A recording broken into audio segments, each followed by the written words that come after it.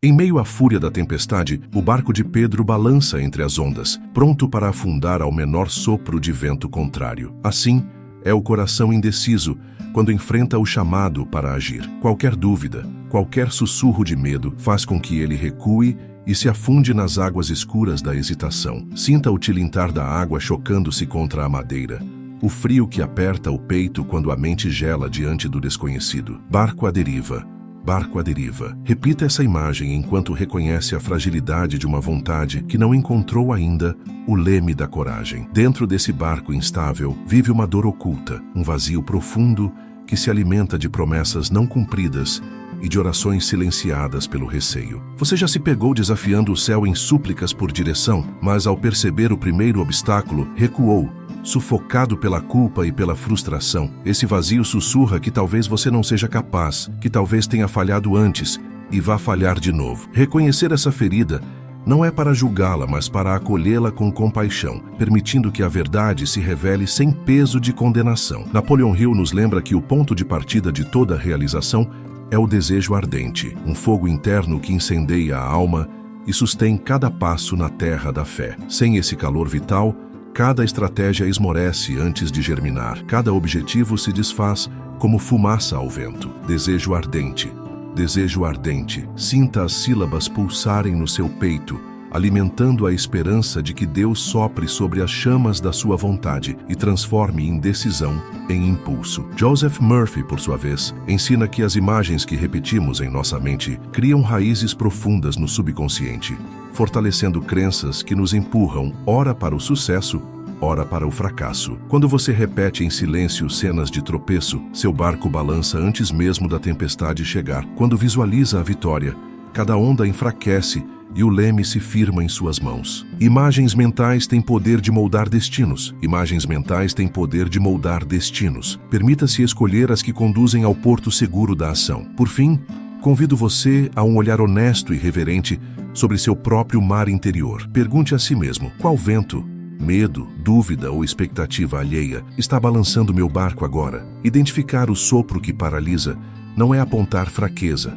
mas mostrar o ponto exato onde a fé precisa ancorar. Que essa pergunta, feita em silêncio e com reverência, seja o primeiro passo para içar as velas e deixar o porto da indecisão para trás. No silêncio que sucede uma decisão adiada, existe um aperto no peito que pouco recebe atenção, mas jamais se silencia. É o eco do Salmo 13 em loop quando cantamos mentalmente: até quando, Senhor? E antes que as palavras terminalmente se dissipem, já nos encontramos prometendo a nós mesmos que amanhã será diferente. Esse ciclo repetido transforma o chamado divino para a ação em um sussurro distante, abafado pelas correntes de culpa que nos prendem à margem da coragem. A alma que deseja correr para Deus se vê paralisada ao menor sinal de incerteza, refém de fantasmas que habitam o futuro imaginado. Em cada obstáculo, por menor que seja, o barco recua, trazendo de volta o peso da frustração silenciosa. Entre a vontade ardente e o passo efetivo, instala-se um vazio. O esforço existe, mas o movimento não acontece, como um coração que bate forte sem impulsionar o sangue para seguir adiante. Nesse limbo, a indecisão cria raízes profundas, marcando cada nova tentativa com a lembrança dolorosa do fracasso anterior. Persistir nesse ciclo é como perseguir miragens. Quanto mais nos movemos, mais longe parece o oásis da ação. Reconhecer essa dor, acolhê-la sem julgamento, permite que Deus coloque luz sobre o que impede o salto de fé. É aí, no âmago desta angústia silenciosa, que nasce a urgência de lançar as âncoras da coragem e avançar rumo ao que Ele já preparou para você. Muitas vezes, apanhamos a coragem como se fosse o manto invisível que nos faria imunes ao medo, mas heróis bíblicos nos mostram o contrário. Davi sentiu o coração acelerar, as mãos suarem e o joelho tremer diante de Golias. E ainda assim avançou, segurando a funda com firmeza, porque sua confiança estava em Deus, não na ausência do temor. Essa distinção é fundamental. Coragem não significa não sentir medo,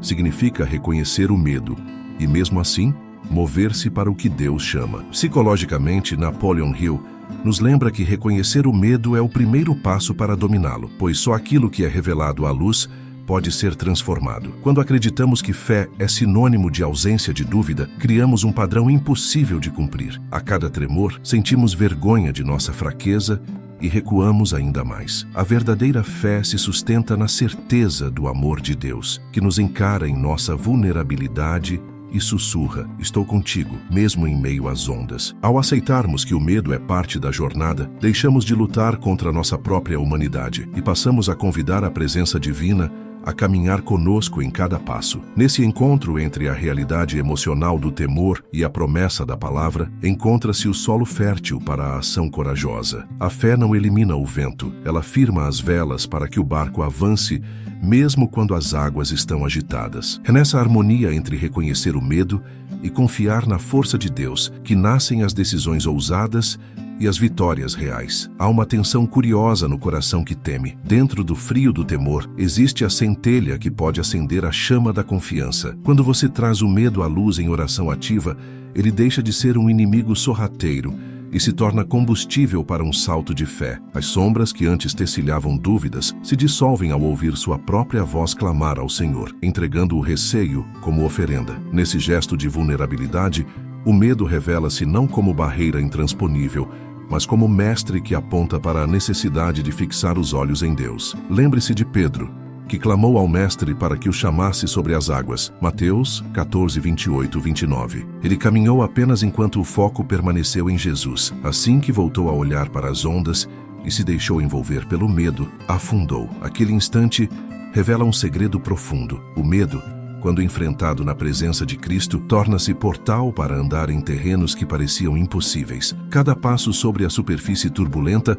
foi um ato de fé prática, um protocolo divino que mostra como o temor, bem canalizado, pode sustentar a coragem. A neurociência emocional confirma que nomear o medo e externá-lo ativa regiões cerebrais ligadas ao autocontrole e ao processamento racional. Ao verbalizar: Senhor, sinto medo de falhar, você aciona não só o poder espiritual da confissão, mas também cria um estado neurológico propício à ação. Assim, o próprio temor, agora mapeado pela oração, libera substâncias que fortalecem a resiliência e preparam o corpo para dar o próximo passo. Permita-se ver o medo como portal, um portão antigo, pontilhado de rachaduras, por onde a fé pode entrar e conquistar o espaço antes ocupado pela dúvida. Ao levar suas apreensões ao altar, você transforma cada pulso de ansiedade em um convite para caminhar sobre as águas, guiado pela mão firme de Jesus. No âmago da indecisão, existe um caminho claro delineado por 3 passos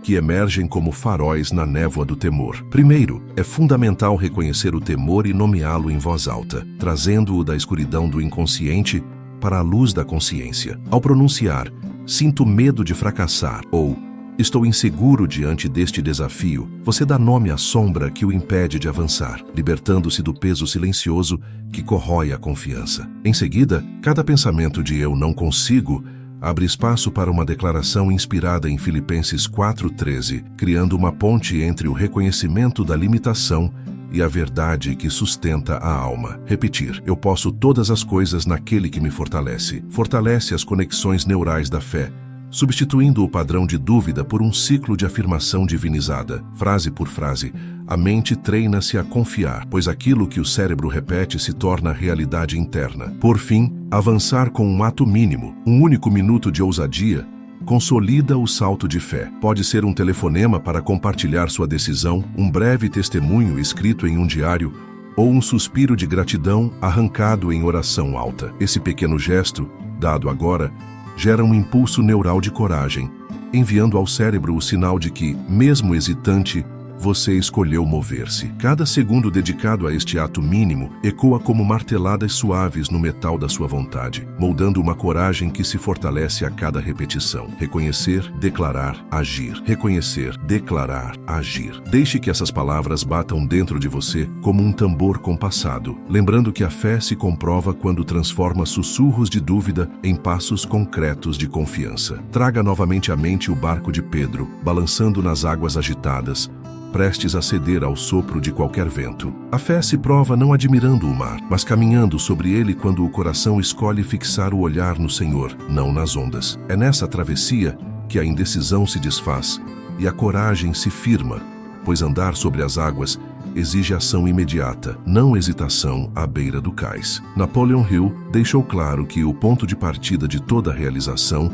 é o desejo ardente. Sem esse fogo interno, cada passo entra em colapso antes mesmo de começar. O vento da dúvida só perde força quando seu desejo pulsa como chama viva, impulsionando a vontade a romper a superfície da insegurança. Desejo ardente, desejo ardente. Repita essa chama em seu íntimo, até senti-la incendiar cada fibra do seu ser. Norman Vincent Peale nos ensinou a visualizar realisticamente o sucesso, não como pensamento mágico, mas como ponte entre a fé e a ação. Quando você vê no espírito o resultado desejado, seja uma decisão tomada, o telefone tocando ou o testemunho compartilhado, está traçando o caminho que seus pés percorrerão. Visualização realista. Visualização realista. Âncore essa prática em sua rotina diária e observe as águas cederem ao seu passo confiante. Agora, identifique uma única dúvida que o tem impedido de agir. Nomeie-a em oração,